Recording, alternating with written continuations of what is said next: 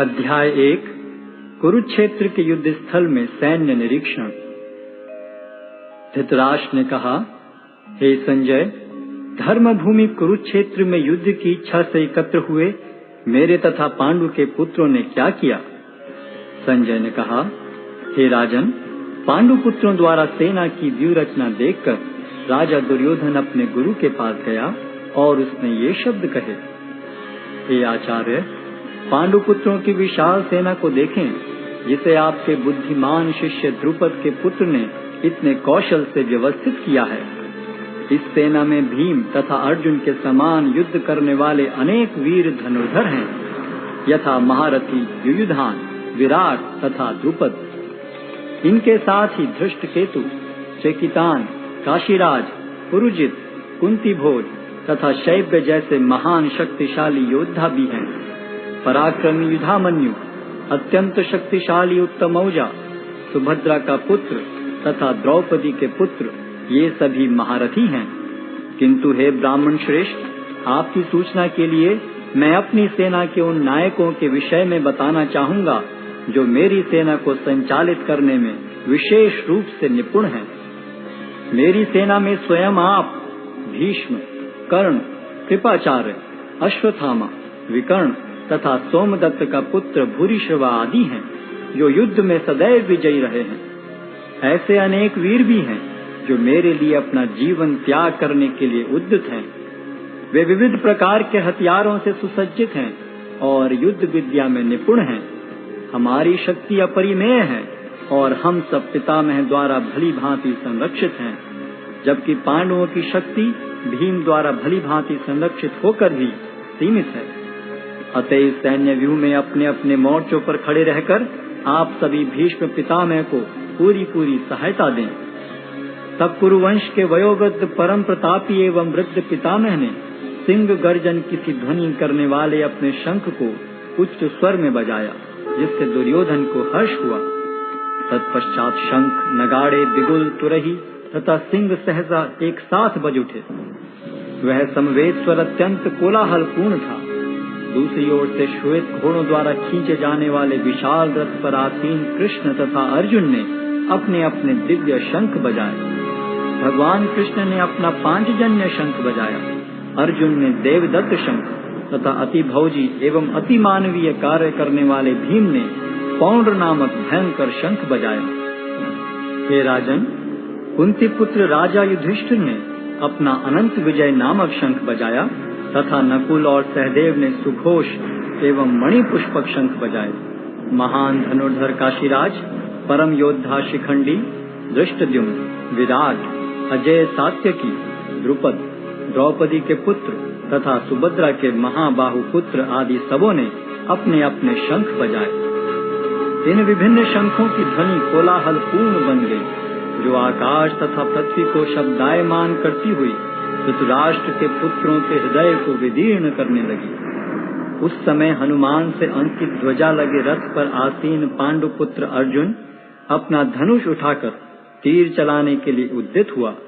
हे राजन, धृतराष्ट्र के पुत्रों को व्यूह में खड़ा देखकर अर्जुन ने श्री कृष्ण से ये वचन कहे। अर्जुन ने कहा, हे अच्युत, कृपा करके मेरा रथ दोनों सेनाओं के बीच ले चलें, जिससे मैं यहाँ उपस्थित युद्ध की अभिलाषा रखने वालों को और शस्त्रों की इस महान परीक्षा में जिनसे मुझे संघर्ष करना है उन्हें देख सकूं। मुझे उन लोगों को देखने दीजिए जो यहाँ पर धृतराष्ट्र के दुर्बुद्धि पुत्र दुर्योधन को प्रसन्न करने की इच्छा से लड़ने के लिए आए हुए हैं। संजय ने कहा, हे भरतवंशी, अर्जुन द्वारा इस प्रकार संबोधित किए जाने पर भगवान कृष्ण ने दोनों दलों के बीच में उस उत्तम रथ को लाकर खड़ा कर दिया। भीष्म, द्रोण तथा विश्व भर के अन्य समस्त राजाओं के सामने भगवान ने कहा कि हे पार्थ, यहाँ पर एकत्र सारे कुरुओं को देखो। अर्जुन ने वहाँ पर दोनों पक्षों की सेनाओं के मध्य में अपने चाचा ताऊओं, पितामहों, गुरुओं, मामाओं, भाइयों, पुत्रों, पौत्रों, मित्रों, ससुरों और शुभ चिंतकों को भी देखा।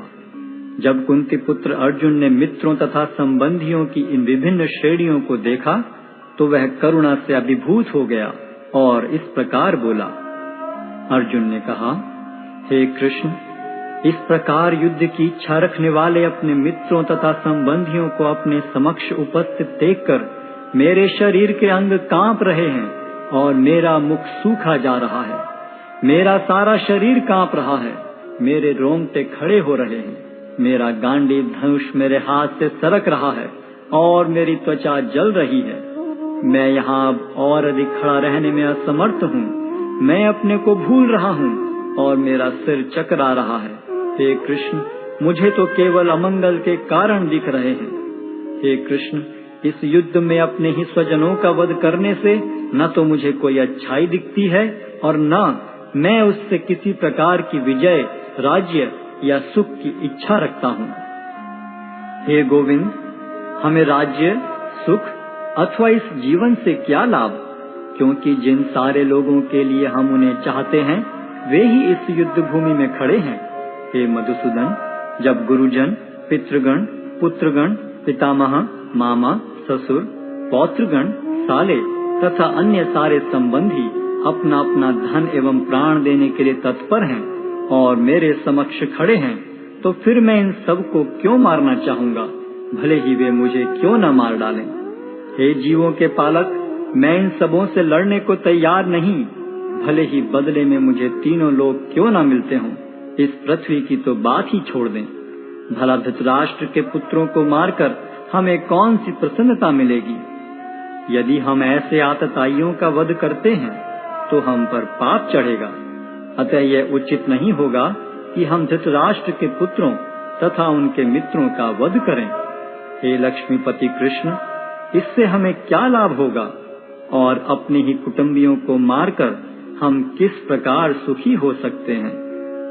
हे जनार्दन, यद्यपि लोक से अभिभूत चित्त वाले ये लोग अपने परिवार को मारने या अपने मित्रों से द्रोह करने में कोई दोष नहीं देखते, किंतु हम लोग जो परिवार के विनष्ट करने में अपराध देख सकते हैं, ऐसे पाप कर्मों में क्यों प्रवृत्त हों। कुल का नाश होने पर सनातन कुल परंपरा नष्ट हो जाती है और इस तरह शेष कुल भी अधर्म में प्रवृत्त हो जाता है। हे कृष्ण, जब कुल में अधर्म प्रमुख हो जाता है तो कुल की स्त्रियां दूषित हो जाती हैं और स्त्रीत्व के पतन से हे वृष्णिवंशी अवांछित संतानें उत्पन्न होती हैं। अवांछित संतानों की वृद्धि से निश्चय ही परिवार के लिए तथा पारिवारिक परंपरा को विनष्ट करने वालों के लिए नारकीय जीवन उत्पन्न होता है। ऐसे पतित कुलों के पुरखे गिर जाते हैं, क्योंकि उन्हें जल तथा पिंड दान देने की क्रियाएं समाप्त हो जाती हैं। जो लोग कुल परंपरा को विनष्ट करते हैं और इस तरह अवांछित संतानों को जन्म देते हैं, उनके दुष्कर्मों से समस्त प्रकार की सामुदायिक योजनाएं तथा पारिवारिक कल्याण कार्य विनष्ट हो जाते हैं। हे प्रजापालक कृष्ण, मैंने गुरु परंपरा से सुना है कि जो लोग कुल धर्म का विनाश करते हैं वे सदैव नरक में वास करते हैं। ओहो, कितने आश्चर्य की बात है कि हम सब जघन्य पाप कर्म करने के लिए उद्यत हो रहे हैं। राज्य सुख भोगने की इच्छा से प्रेरित होकर हम अपने ही संबंधियों को मारने पर तुले हैं। यदि शस्त्रधारी धृतराष्ट्र के पुत्र निहत्थे तथा रणभूमि में प्रतिरोध न करने वाले को मारें तो यह मेरे लिए श्रेयस्कर होगा। संजय ने कहा, युद्ध भूमि में इस प्रकार कहकर अर्जुन ने अपना धनुष तथा बाण एक ओर रख दिया और शोक संतप्त चित्त से रथ के आसन पर बैठ गया।